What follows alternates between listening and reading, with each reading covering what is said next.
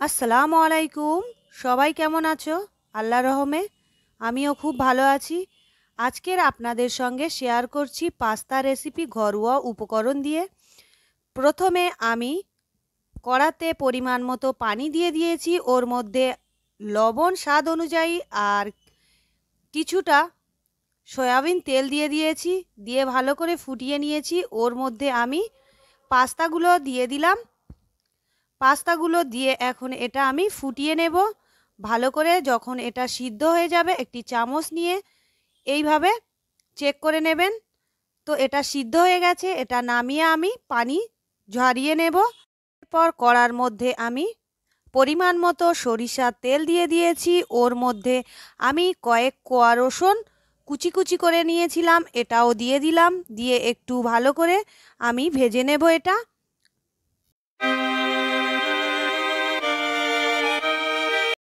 পর এর মধ্যে কিছুটা কাঁচা লঙ্কা কুচি দিয়ে দিলাম।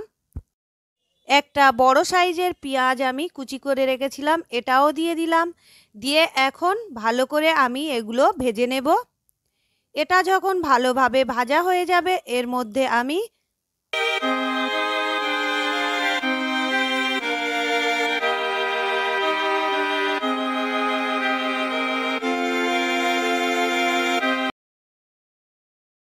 দুটো গাজর কুচি করে রেখেছিলাম, এটাও দিয়ে দিলাম। আর এর মধ্যে দিয়ে দেব একটা ছোট সাইজের ক্যাপসিকাম সরু সরু করে কেটে নিয়েছি, এর মধ্যে দিয়ে দেব। গাজর আর ক্যাপসিকাম আমি ভালো করে ভেজে নেব। স্বাদ অনুযায়ী লবণ দিয়ে দিয়েছি, ভিডিওটা করা হয়নি তাই আমি মুখে বলে দিলাম। আর এর মধ্যে হলুদের গুঁড়ো হাফ চামচ দিয়ে দিয়েছি, ধনের গুঁড়ো হাফ চামচ দিয়ে দিয়েছি এখানে। আর এর মধ্যে সয়া সস আমি দিয়ে দিলাম 1 চামচের মতো, আর দিয়ে দিলাম টমেটো সস। দিয়ে এখন এগুলো আমি ভালো করে নেড়ে দেব। গাজর ক্যাপসিকাম ভালো করে সিদ্ধ হয়ে গেছে। এরপরে সিদ্ধ করে রাখা পাস্তাগুলো আমি এখন এর মধ্যে ঢেলে দেব।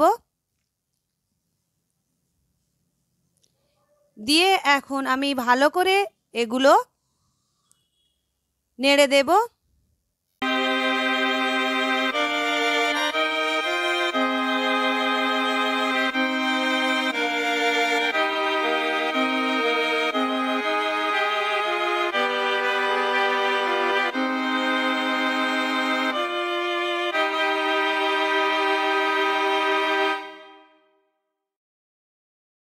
পাস্তাগুলো প্রায় রেডি। ঘরোয়া উপকরণ দিয়ে এইভাবে ঝটপট বানিয়ে নিতে পারেন পাস্তা, খেতে দুর্দান্ত লাগে।